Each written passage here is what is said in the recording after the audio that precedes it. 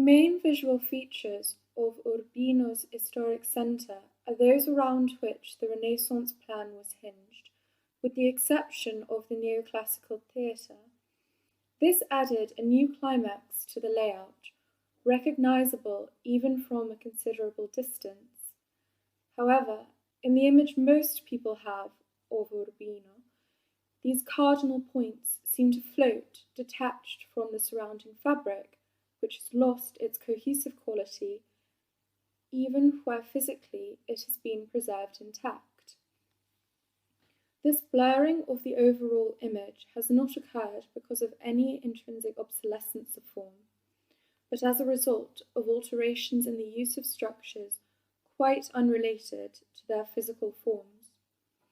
The pattern of urban activities has progressively slipped out of its original morphological mould, dissolving people's originally sharp awareness that urban forms are where they are because they clearly fulfill a given role. The development of proposals of the 19th century, which concentrated attention on the Nuova Piazza, undermine the image of the gates at the eastern side of the city, the walls, and the complex grouping of small spaces running up from the perimeter defences to the ducal palace. Later expansion towards the Monte zone further blurred the more tenuous and marginal images. Creation of the axis between the theatre and the Santa Lucia, growth in vehicular traffic on this route, and new developments all lessened occasions for contact with the marginal portions of the urban fabric. It is not surprising that as these areas are seen less, they tend to fade from people's memories. However, the loss of clarity in the urban image is due in even greater measure to the population changes over the last 20 years.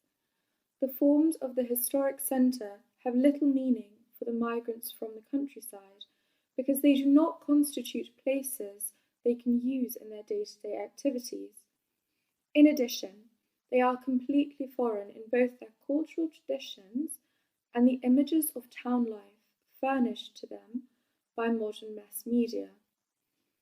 In the case of those who have settled in the new development areas outside the walls, there is even more reason for loss of significance of urban forms and structures, since they were rejected en masse when they were abandoned. Thus, for Urbino's inhabitants, whether they live in the historic centre or in the adjacent development areas, the only things that count are the great visual landmarks, while the complementary images carry little weight.